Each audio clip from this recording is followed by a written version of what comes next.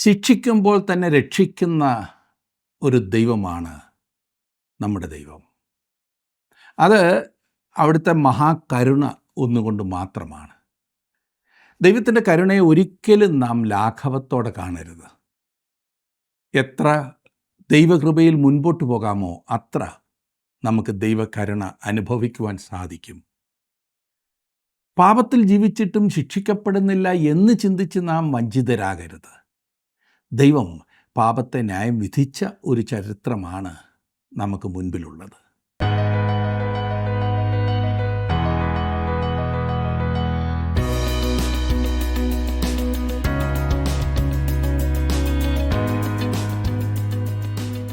ജീവസന്ദേശത്തിലേക്ക് എല്ലാവർക്കും സ്വാഗതം. കാലങ്ങൾ എത്ര കഴിഞ്ഞാലും ദൈവം പാപത്തെ കൈകാര്യം ചെയ്യുക തന്നെ ചെയ്യും. ജീവികളെയും മരിച്ചവരെയും ന്യായം വിധിപ്പാൻ ഒരുങ്ങിയിരിക്കുന്ന ദൈവത്തെയാണ് തിരുവചനം വെളിപ്പെടുത്തുന്നത്. ഒരിക്കൽ ദൈവത്തിൻ്റെ മുമ്പാകെ നിൽക്കേണ്ടി വരുമെന്നുള്ള ബോധ്യത്തോടുകൂടെ ജീവിതം നയിക്കുന്നവരാണ് ബുദ്ധിമാന്മാർ. പ്രതികാരം എനിക്കുള്ളത്, ഞാൻ പകരം വീട്ടും എന്നും കർത്താവ് തൻ്റെ ജനത്തെ ന്യായം വിധിക്കുമെന്നും അരുളി ചെയ്തവനെ നാം അറിയുന്നുവല്ലോ. ജീവനുള്ള ദൈവത്തിൻ്റെ കയ്യിൽ വീഴുന്നത് ഭയങ്കരം. യെശയ്യാപ്രവചനം 23-ാം അധ്യായം.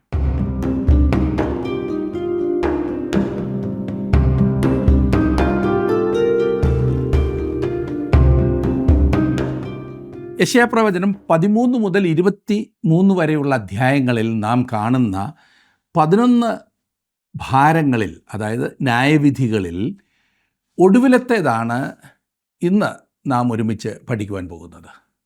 23-ാം അധ്യായം. മറ്റുള്ളവ മറന്നു പോയിട്ടില്ലല്ലോ. ഞാൻ ഒരിക്കൽ കൂടി ഒന്ന് പെട്ടെന്ന് പറയാം. ബാബേൽ, മോവാബ്, ദമശ്ക്, Ephraim, Ethiopia, Mizraim, Edom, Arabia, യെരുശലേം എന്നിവരുടെ ന്യായവിധികളെക്കുറിച്ചാണ് നാം ഇതുവരെ കണ്ടുകൊണ്ടിരുന്നത്. ഭാരം എന്നിവിടെ പറയുന്നത് ദൈവിക ന്യായവിധിയാണെന്നും അവ ഇസ്രായേലിന് ചുറ്റുമുള്ള രാജ്യങ്ങളിന്മേൽ വരുന്നതാണെന്നും നാം കാണുകയുണ്ടായി. ഈ ഓരോ വലിയ രാഷ്ട്രങ്ങളും ദൈവം ന്യായം വിധിക്കുന്നതിൻ്റെ ചില പ്രമാണങ്ങളെ അഥവാ തത്വത്തെ ചൂണ്ടിക്കാണിക്കുകയോ അവയെ പ്രതിനിധാനം ചെയ്യുകയോ ചെയ്യുന്നു. നാം കണ്ട ഈ 11 രാജ്യങ്ങളും എന്തിനെയാണ് പ്രതിനിധീകരിക്കുന്നതെന്ന് ഞാൻ ഒന്നുകൂടി ചുരുക്കി പറയാം. ഒന്നാമത് ബാബിലോൺ. ഇത് തെറ്റായ മതങ്ങളെയും വിഗ്രഹാരാധനയെയുമാണ് പ്രതിനിധീകരിക്കുന്നത്. ഇന്ന് നമ്മുടെ നാട് ഇതുപോലെയുള്ള ആരാധനകളുടെ മോഹവലയത്തിൽ പെട്ടിരിക്കുകയാണല്ലോ. അത്യാഗ്രഹം എന്നുള്ള വിഗ്രഹാരാധന, ലോകത്തിൻ്റെ വസ്തുക്കൾ വാരിക്കൂട്ടുന്നതിനായി വിഗ്രഹാരാധനയിലേക്ക് അനേകർ സ്വയം സമർപ്പിക്കുകയാണ്. ഇതിൻ്റെ എല്ലാം മറവിൽ എന്തെല്ലാം അതിക്രമങ്ങളും അധാർമികതയുമാണ് ഇന്ന് നാം കാണുന്നത്. എന്നിട്ടും മനുഷ്യൻ എളുപ്പത്തിൽ കാര്യം സാധിക്കാം എന്ന ചിന്തയോടെ ഈ ആരാധനയിലും തെറ്റായ മതത്തിലും പറ്റിച്ചേർന്ന് നിൽക്കുന്നു. ഇതൊരു ഭയങ്കര ചതി തന്നെയാണ്. ഇതിൽ വീണുപോകുന്നത് തീർച്ചയായും ഒരിക്കലും കയറി വരാൻ സാധിക്കാത്തതുപോലെ നമ്മെ വലിച്ചിഴയ്ക്കുന്ന അവസ്ഥയിൽ കൊണ്ടെത്തിക്കും. രണ്ടാമതായി പലസ്തീൻ്റെ മേൽ വന്നതായ ന്യായവിധി. ഇത് സ്വന്തം ധർമ്മത്തെ പരിത്യജിച്ച ശരിയായ മതത്തിൻ്റെ പ്രതീകമാണ്. ഇന്ന് അനേകം സഭകളിലും ഇത് തന്നെ സംഭവിച്ചതായി താങ്കൾക്ക് കാണാൻ കഴിയും. ക്രിസ്തീയ സഭകളുടെ കാര്യമാണ് ഞാൻ പറഞ്ഞത്. അവർ ആചാരങ്ങൾ അനുഷ്ഠിക്കുന്നുണ്ട്, അവർ വിശ്വാസ പ്രമാണം വളരെ ഭംഗിയായി ചൊല്ലുന്നുണ്ട്, കർത്താവിൻ്റെ പ്രാർത്ഥനയും എല്ലാ ആഴ്ചയും ചൊല്ലുന്നുണ്ട്. പുറത്തുനിന്ന് നോക്കിയാൽ അവർ ദൈവവചനത്തിൽ നിലനിൽക്കുന്നു എന്ന് തോന്നും. പക്ഷേ യഥാർത്ഥത്തിൽ അതിനുള്ളിൽ ഉള്ളതൊക്കെയും അവർ ത്യജിച്ചിരിക്കുന്നു. അവർ വിശ്വാസത്യാഗികളാണ്. ഒരിക്കൽ വിശ്വസിച്ചതിൽ നിന്നും വളരെ ദൂരെയാണിപ്പോൾ അവർ നിൽക്കുന്നത്. മൂന്നാമതായി മോവാബിനെക്കുറിച്ചുള്ള ന്യായവിധി. സംഘടിത മതത്തെയാണ് മോവാബ് പ്രതിനിധീകരിക്കുന്നത്. സംഘടിത മതം. ഭക്തിയുടെ വേഷമുണ്ട്, പക്ഷേ അതിൻ്റെ ശക്തിയെ ത്യജിച്ചവർ. ദൈവവിശ്വാസികൾ എന്ന് പറയുന്നതിൽ അനേകരും ഈ 3 കൂട്ടങ്ങളിൽ ഏതെങ്കിലും ഒന്നിലാണെന്ന് കാണാൻ കഴിയും. ഞാൻ ഇതുവരെ പറഞ്ഞ 3 കൂട്ടങ്ങളിൽ. അതെ, ചിലർക്ക് ദൈവവിശ്വാസം എന്ന് പറഞ്ഞാൽ പണം വാരിക്കൂട്ടുന്നതിനുള്ള മാർഗമാണ്. അതിനായി അവർ ജീവിതം സമർപ്പിച്ചിരിക്കുന്നു. അവരുടെ കണ്ണുകൾ ഭൗതിക വസ്തുക്കൾ ശേഖരിക്കുന്നതിൽ മാത്രം ഇങ്ങനെ നോട്ടമിട്ടിരിക്കുകയാണ്. അത്യാഗ്രഹികളാണവർ. മോവാബ്യരുടെ സംഘടിത ശക്തി ഭൗതിക സമ്പത്ത് വാരിക്കൂട്ടുന്നതിൽ മാത്രം ശ്രദ്ധിക്കുന്നു. നമ്മിൽ ചിലർ ബൈബിൾ വിശ്വസിക്കുന്ന സഭകളിലെ അംഗങ്ങളായിരിക്കാം, സുവിശേഷ വിഹിത സഭകളിലെ അംഗങ്ങളായിരിക്കാം. പക്ഷേ ഇപ്പോൾ അതിൻ്റെ ഉപദേശങ്ങളിൽ നിന്നും വളരെ മാറിപ്പോയിരിക്കുന്നു എന്ന് ഞാൻ പറഞ്ഞാൽ ഒന്ന് ചിന്തിച്ചു നോക്കൂ. വേർപെട്ട സഭകളെന്നൊരിക്കൽ അഭിമാനിച്ചിരുന്നവർ, വിശുദ്ധിക്കും വേർപാടിനും വേണ്ടി നിൽക്കുന്നവർ എന്ന് അഭിമാനിച്ചിരുന്നവർ പലരും ഇന്ന് വെറും പുറന്തോട് മാത്രമുള്ള ഏതോ ഒന്നായി തീർന്നിരിക്കുന്നു എന്ന് തോന്നാറില്ലേ? ആരാധനയ്ക്ക് പോകുന്നുണ്ട്, എന്തെങ്കിലുമൊക്കെ കാട്ടിക്കൂട്ടുന്നുണ്ട്, എന്നാൽ ഹൃദയത്തിൻ്റെ ആഴത്തിൽ നിന്നും ദൈവത്തോടുള്ള സ്നേഹമോ ഭക്തിയോ ആദരവോ ജീവിതത്തിൽ രൂപാന്തരമോ പെരുമാറ്റങ്ങളിൽ യഥാർത്ഥത്തിൽ വിശുദ്ധിയോ ഒന്നുമില്ല. മനോഹരമായ ആചാരങ്ങളുണ്ട്, എത്ര ഈണത്തിലാണ് പാടുകയും വായിക്കുകയും ചെയ്യുന്നത്. പക്ഷേ പാടുന്നത് എന്താണെന്നോ വായിക്കുന്നത് എന്താണെന്നോ അതിൻ്റെ പൊരുളൊന്നും അറിയില്ല. അത് തികച്ചും നിർജീവമായ ആരാധന, നാമധേയ ആരാധന. ഞാൻ ഉദ്ദേശിച്ചത് ശബ്ദമില്ലെന്നല്ല, ബഹളമില്ലെന്നല്ല, ആവേശമില്ലെന്നല്ല, അതൊത്തിരിയുണ്ട്. പക്ഷേ ഹൃദയത്തിൽ ദൈവത്തോട് യാതൊരു സ്നേഹവും ഇല്ലാത്ത വെറും അഭിനയം. മാത്രമല്ല സഹവിശ്വാസികളോട് യാതൊരു ബഹുമാനവും ആദരവുമില്ല, സ്നേഹവുമില്ല. നാലാമതായി നാം കണ്ടത് ദമ്മശേക്കാണ്. ഇത് അനുരഞ്ജനത്തെയാണ് പ്രതിനിധീകരിക്കുന്നത്. അനുരഞ്ജനം, അതായത് വിട്ടുവീഴ്ച ചെയ്തുകൊണ്ടുള്ള കൂട്ടുകെട്ട്. അതിനുവേണ്ടി സത്യോപദേശങ്ങൾ പലതും അവർ വെട്ടിച്ചുരുക്കും, പലതും മാറ്റിമറിക്കും. ഒടുവിൽ യേശുക്രിസ്തുവിൻ്റെ രക്ഷണ്യ വേലയെ തന്നെ തുച്ഛീകരിക്കും. ഇന്ന് അനേകം സഭകളുടെയും സ്ഥിതി ഇതാണ്. എന്നാൽ പ്രതികൂലത്തിനിടയിലും സത്യോപദേശത്തെ മുറുകെ പിടിക്കുന്ന സഭകൾക്കായി, കൂട്ടങ്ങൾക്കായി ഞാൻ ദൈവത്തെ വാഴ്ത്തുന്നു. അവർ സ്മുർന്നയിലെ പോലെ ശക്തി കുറഞ്ഞവരായിരിക്കാം, കുറച്ചേ കാണൂ, എന്നാൽ ദൈവസാന്നിധ്യം അവർക്കുണ്ട്. സത്യത്തെ ത്യജിക്കാത്തവർ എപ്പോഴും ഒരു ചെറിയ ശേഷിപ്പായിരിക്കുമല്ലോ, ചെറിയ കൂട്ടമായിരിക്കും. സുഹൃത്തെ, താങ്കളുടെ സ്ഥാനം എവിടെയാകുന്നു? ഇനി അഞ്ചാമതായി എത്യോപ്യ. ഇത് സുവിശേഷീകരണത്തെ പ്രതിനിധീകരിക്കുന്നു. നമ്മുടെ ഈ തലമുറയെ നോക്കൂ. ദൈവവചനം പ്രചരിപ്പിക്കുന്നതിൽ ഇനിയും നാം എത്രയധികം മുൻപോട്ട് വരേണ്ടതായിട്ടുണ്ട്. പലപ്പോഴും അതിന് നാം അധികം പ്രാധാന്യം കൊടുക്കാതെ പോകുന്നു. ആറാമതായി മിസ്രൈം ലോകത്തെയാണ് ചിത്രീകരിക്കുന്നത്. ഇസ്രായേലിന് മിസ്രൈമിൽ നിന്നും വെളിയിൽ പോകേണ്ടത് ആവശ്യമായിരുന്നു. അബ്രഹാം കുഴപ്പത്തിൽ ചെന്ന് ചാടിയതും ഇവിടെ വെച്ചാണ്, മിസ്രൈമിൽ. ലോകത്തെ സ്നേഹിക്കരുതെന്ന് ദൈവം നമ്മോട് കൽപ്പിച്ചിരിക്കുന്നു. ലോകത്തോടുള്ള ബന്ധത്തിൽ പലപ്പോഴും താങ്കൾ പ്രശ്നത്തിലായിട്ടില്ലേ സുഹൃത്തെ? ലോകം, ലൗകികത്വം. ഏഴാമതായി പേർഷ്യ, അതെ, ബാബേൽ. ഇത് ധാരാളിത്വത്തെയാണ്, അതായത് ആഡംബരത്തെയാണ് കാണിക്കുന്നത്. ഇന്നത്തെ നമ്മുടെ സമൃദ്ധിയുടെ സുവിശേഷത്തിൽ ആഡംബരം നമ്മെ എത്രമാത്രം സ്വാധീനിച്ചിരിക്കുന്നു എന്ന് ഓർക്കുക. എന്നിട്ട് അത് ദൈവവചനപ്രകാരമാകുന്നു എന്ന് വ്യാഖ്യാനിക്കുവാൻ ഒരു മടിയുമില്ല. മത്സരിച്ചല്ലേ ആഡംബരം വർദ്ധിപ്പിക്കുന്നത്.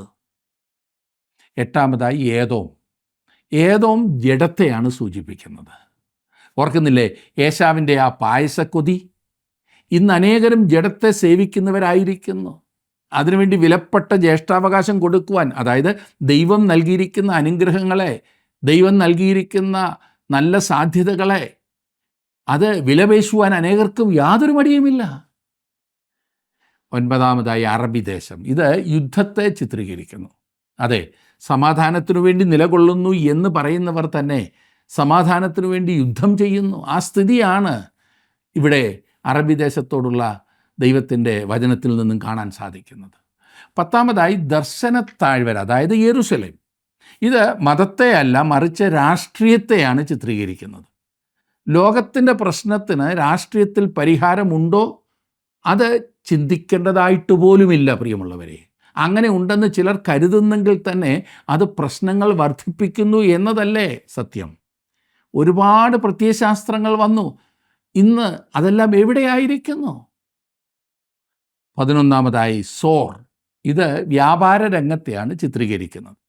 വലിയ വ്യവസായങ്ങളെ, പണം കൊണ്ട് പ്രശ്നങ്ങളെ പരിഹരിക്കാമെന്ന ചിന്ത ഇന്ന് വലിയൊരു അപകടം തന്നെ വരുത്തി വച്ചിരിക്കുകയാണ്. അതെ, വലിയ പാപം അത് വരുത്തി വച്ചിരിക്കുന്നു. ദാരിദ്ര്യ നിർമ്മാർജ്ജനത്തിനുള്ള പരിപാടികൾ തന്നെ പാവപ്പെട്ടവരെ സഹായിക്കുന്നതിന് പകരം പലപ്പോഴും അവരെ ചൂഷണം ചെയ്യുന്നതിനായി, ദോഷമായി ബാധിക്കുന്നതിനായി ഉപയോഗിക്കുന്നു.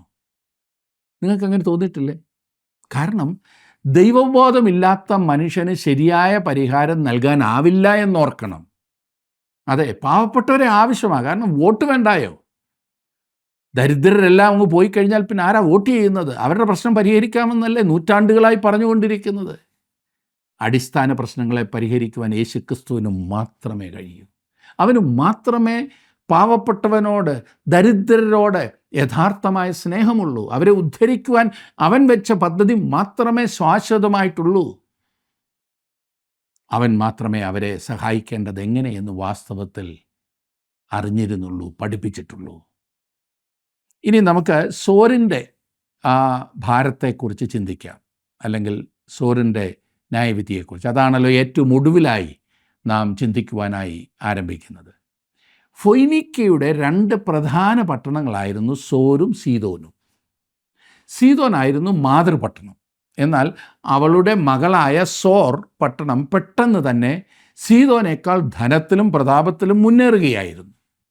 ഫൊയ്നീക്കയുടെ കപ്പലുകൾ മധ്യധരണിക്കടലിൻ്റെ എല്ലാ തുറമുഖങ്ങളിലും കടന്നു ചെന്നിരുന്നു. നിങ്ങൾ ആ ഭൂപടത്തിൽ നോക്കിയാൽ അത് കാണാൻ സാധിക്കും. ഫൊയ്നീക്കക്കാർ മുന്നേറ്റക്കാരും പുരോഗമന ചിന്താഗതിക്കാരുമായ ജനങ്ങളായിരുന്നു. വടക്കേ ആഫ്രിക്കയിലെ കാർത്തേജിൽ അവർ കുടിയേറിപ്പാർത്തു. റോമിൻ്റെ വലിയ ശത്രുവായിരുന്നു കാർത്തേജ്. അത് ഫൊയ്നീക്യർ പട്ടണമായിരുന്നു. ഫൊയ്നീക്യർ സ്ഥാപിച്ച വേറെയും കേന്ദ്രങ്ങളുണ്ടായിരുന്നു, പട്ടണങ്ങളുണ്ടായിരുന്നു. ഉദാഹരണത്തിന് തർശീസ്. ഓർക്കുന്നില്ലേ? യോനാ പ്രവാചകൻ ദൈവത്തിൽ നിന്നും ഒളിച്ചോടി തർശീസിലേക്ക് കപ്പൽ കയറിയത് വായിക്കുന്നു. സ്പെയിനിൻ്റെ തെക്ക് ഭാഗത്തുള്ള സ്ഥലമായിരുന്നു തർശീസ്. സോരുമായുള്ള വ്യാപാരത്തിലാണ് സൈപ്രസ് സമ്പന്നത നേടിയത്. അവർ വളരെയധികം സാമ്പത്തികമായി പുരോഗമിച്ചത് ഈ സോരുമായുള്ള വ്യാപാരത്തിലാണ്. അക്ഷരമാല ആൽഫബറ്റ്സ് കണ്ടുപിടിച്ചതും ഫൊയ്നീക്യക്കാരായിരുന്നു എന്നല്ലേ നാം ചരിത്രത്തിൽ നിന്നും കാണുന്നത്. സോരിലെ രാജാവായ ഹീരാം ദാവീദ് രാജാവിൻ്റെ അടുത്ത സുഹൃത്തുക്കളിൽ ഒരാളായിരുന്നു. യെഹെസ്കേൽ പ്രവചനം 26-ാം അധ്യായത്തിലെത്തുമ്പോൾ സോരിനെ സംബന്ധിച്ച ശ്രദ്ധേയമായ പ്രവചനം നാം കാണുന്നുണ്ട്. അത് കൃത്യമായും നിവർത്തിക്കപ്പെട്ടും കഴിഞ്ഞു. സോർ ബാബിലോണിനാൽ നശിപ്പിക്കപ്പെടുമെന്നും യഹൂദയെപ്പോലെ 70 വർഷം പ്രവാസത്തിൽ പോകുമെന്നും ദൈവം പറഞ്ഞു.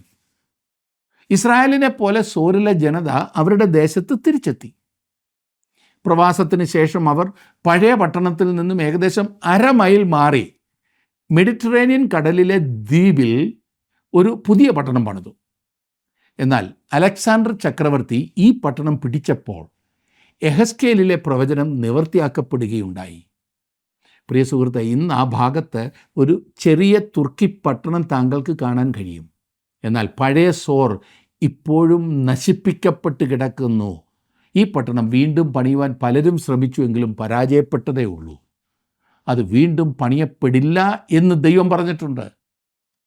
ഞാൻ നിന്നെ വെറും പാറയാക്കും, നീ വല വിരിപ്പാനുള്ള സ്ഥലമായി തീരും, നിന്നെ ഇനി പണികയില്ല, യഹോവയായ ഞാനത് കൽപ്പിച്ചിരിക്കുന്നു എന്ന് യഹോവയായ കർത്താവിൻ്റെ അരുളപ്പാട് എന്ന് യെഹെസ്കേൽ പ്രവചനം 26-ാം അധ്യായത്തിൻ്റെ 14-ാം വാക്യത്തിൽ നാം വായിക്കുന്നു.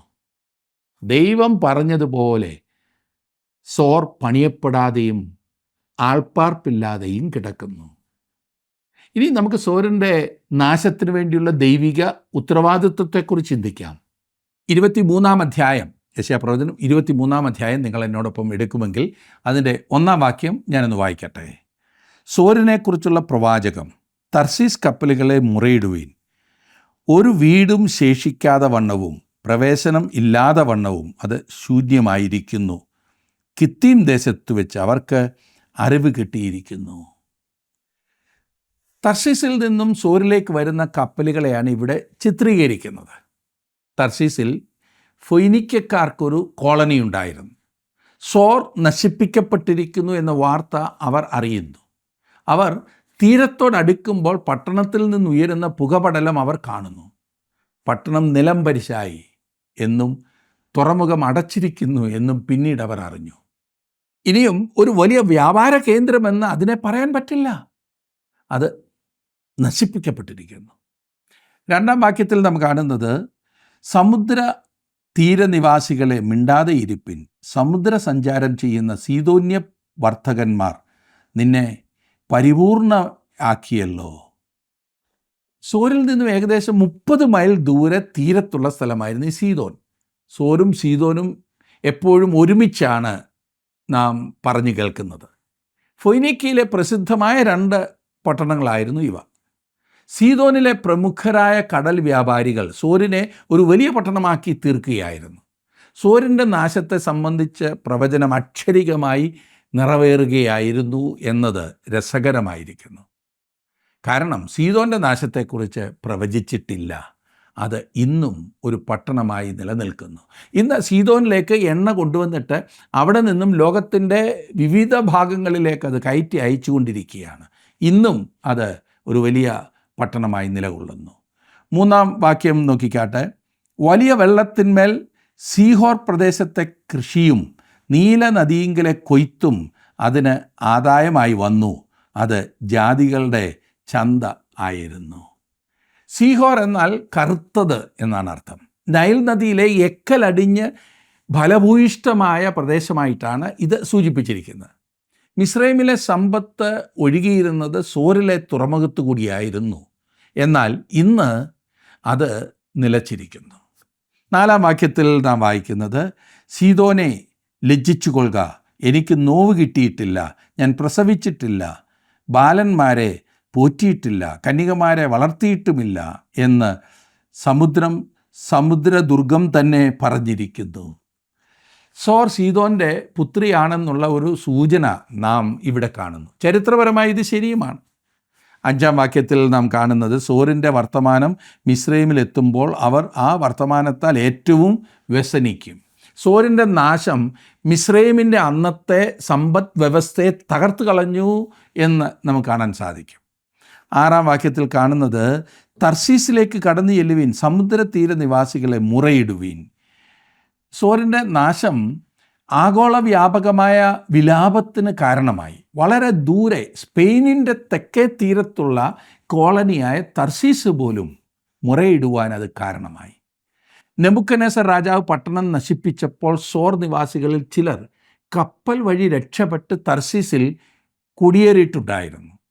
7-ാം വാക്യത്തിൽ നാം കാണുന്നു, പുരാതനമായി പണ്ടേയുള്ള നിങ്ങളുടെ ഉല്ലസിത നഗരം ഇതാകുന്നുവോ, സ്വന്തം കാൽ അതിനെ ദൂരത്ത് പ്രവാസം ചെയ്യുവാൻ വഹിച്ചു കൊണ്ടുപോകും. ഒരു പട്ടണത്തിലെ ഏത് വലിയ വ്യാപാര കേന്ദ്രവും ഒരു ഉല്ലാസ കേന്ദ്രം കൂടിയായിരിക്കും. കാരണം ആ പട്ടണത്തിൽ ജഡത്തെ സന്തോഷിപ്പിക്കുന്ന പലതും ഉണ്ടായിരിക്കും. മുമ്പ് ഒരു ഉല്ലാസ നഗരമായിരുന്ന സോർ പട്ടണം നശിപ്പിക്കപ്പെട്ടിരിക്കുന്നത് കൊണ്ട് ഇപ്പോൾ സോർ നിവാസികൾ അവിടെ നിന്നും ഓടിപ്പോകുവാൻ നിർബന്ധിതരായിരിക്കുന്നു.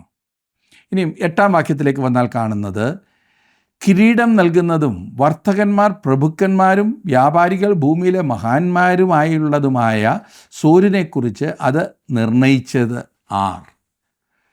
കിരീടം നൽകുന്ന പട്ടണം സോർ അതിൻ്റെ നേരിട്ടുള്ള ഭരണത്തിന് കീഴിൽ പല കോളനികൾ സ്ഥാപിച്ചു. അവയാണ് കിരീട പട്ടണങ്ങൾ എന്ന് ഇവിടെ സൂചിപ്പിച്ചിരിക്കുന്നത്. 9-ാം വാക്യത്തിൽ നാം കാണുന്നത്, സകല മഹത്വത്തിൻ്റെയും ഗർവത്തെ അശുദ്ധമാക്കേണ്ടതിനും ഭൂമിയിലെ സകല മഹാന്മാരെയും അപമാനിക്കേണ്ടതിനും സൈന്യങ്ങളുടെ യഹോവ അത് നിർണയിച്ചിരിക്കുന്നു. സൈന്യങ്ങളുടെ യഹോവയാണ് സോരിൻ്റെ നാശം തീരുമാനിച്ചിരിക്കുന്നത്. ദൈവം അതിൻ്റെ ഉത്തരവാദിത്വം ഏറ്റെടുക്കുകയത്രേ ചെയ്യുന്നത്.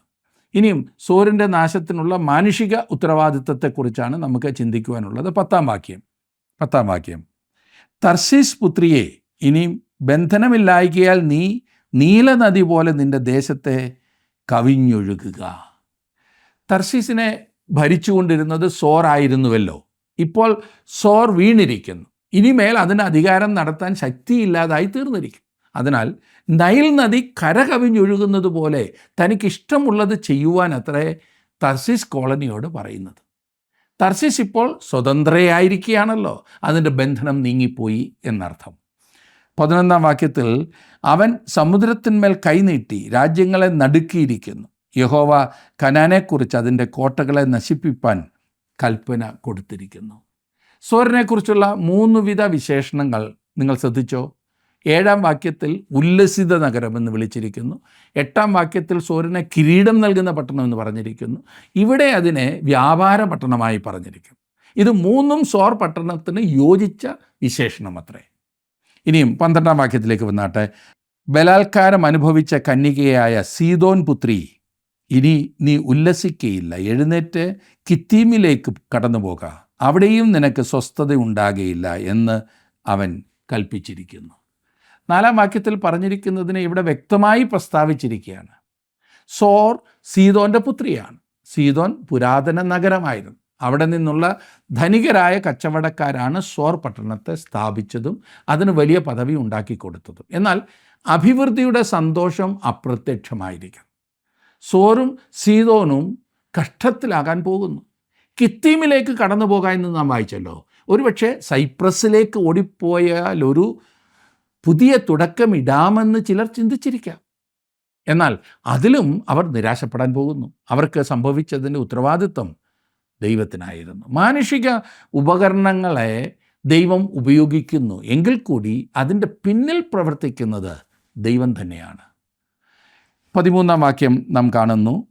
ഈ ജനം ഇല്ലാതെയായി, അശൂർ അതിനെ മരുമൃഗങ്ങൾക്കായി നിയമിച്ചു കളഞ്ഞു. അവർ തങ്ങളുടെ കാവൽ മാളികകളെ പണിത് അതിലെ അരമനകളെ ഇടിച്ച് അതിനെ ശൂന്യ കൂമ്പാരമാക്കി തീർത്തു.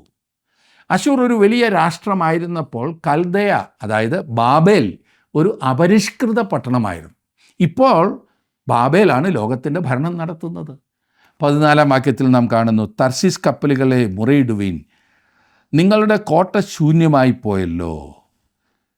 സോറിൻ്റെ വിടുതലിനെക്കുറിച്ചാണ് ഇനിയും നാം കാണുന്നത്. ഭാഗികമായും പൂർണ്ണമായും അത് നല്ല കാലത്തേക്ക് വരുന്നു എന്ന് കാണുവാൻ സാധിക്കും. 15 വാക്യം. അന്നാളിൽ സോർ ഒരു രാജാവിൻ്റെ കാലത്തിനൊത്ത 70 സംവത്സരത്തേക്ക് മറന്നു കിടക്കും. 70 സംവത്സരം കഴിഞ്ഞിട്ട് സോറിന് വേശ്യയുടെ പാട്ടുപോലെ സംഭവിക്കും. സോർ 70 വർഷത്തേക്ക് പ്രവാസത്തിൽ പോകേണ്ടിയിരിക്കുന്നു എന്നാണ് പറഞ്ഞത്. 17 വാക്യം നാം കാണുമ്പോൾ അവിടെ കാണുന്നത് 70 സംവത്സരം കഴിഞ്ഞിട്ട് യഹോവ സോരിനെ സന്ദർശിക്കും. അപ്പോൾ അത് തൻ്റെ ആദായത്തിനായി തിരിഞ്ഞ് ഭൂമിയിലെ സകല രാജ്യങ്ങളോടും വേശ്യാവൃത്തി ചെയ്യും. 70 വർഷത്തിൻ്റെ ഒടുവിൽ സോർ മടങ്ങി വന്ന് ഒരിക്കൽ കൂടി ലോകവ്യാപകമായ അവളുടെ വ്യാപാരം ആരംഭിക്കും. ഒരിക്കൽ കൂടി അതൊരു വലിയ വ്യാപാര കേന്ദ്രമായി തീരും. അന്ന് ഭൂമുഖത്തുള്ള സകല രാജ്യങ്ങളുമായി സോർ വീണ്ടും വേശ്യാവൃത്തി ചെയ്യും. പ്രവാചകൻ സോറിനെ ഒരു വേശ്യയോടാണ് ഉപമിച്ചിരിക്കുന്നത്. വലിയ വ്യാപാര കേന്ദ്രങ്ങളോട് ദൈവം സംസാരിക്കുന്നത് ഇങ്ങനെയാണ്. ഇപ്പോൾ നാം യുഗങ്ങൾ കടന്ന് മഹാപീഡന കാലത്തേക്ക് പോവുകയാണ്. ഇവിടെ സോർ വീണ്ടും ഒരു വലിയ രാജ്യമായി സഹസ്രാബ്ദത്തിൽ പ്രവേശിക്കുന്നതിനെ അത്രേ നാം കാണുന്നത്. ഒടുവിലത്തെ വാക്യം 18 വാക്യം.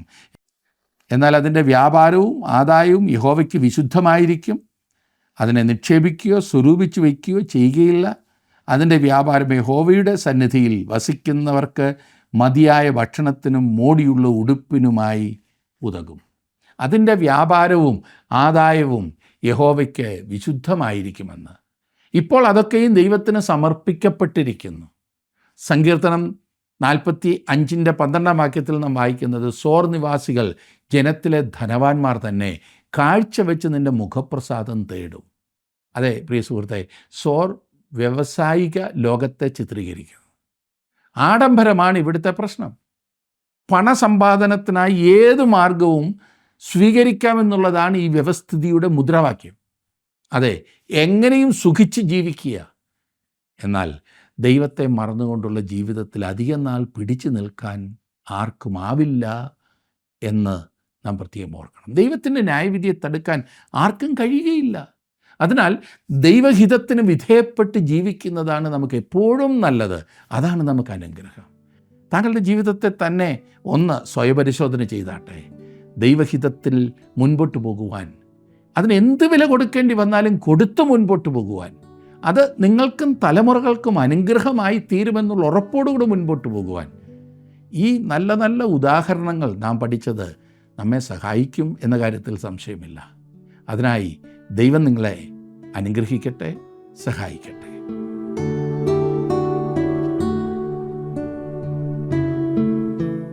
ദൈവം ക്രൂരനല്ല, എന്നാൽ ദൈവം നീതിമാനാകുന്നു, വിശുദ്ധനാകുന്നു. അതാകുന്നു നമ്മൾ ഈ ദിവസങ്ങളിൽ കണ്ടുകൊണ്ടിരിക്കുന്നത്.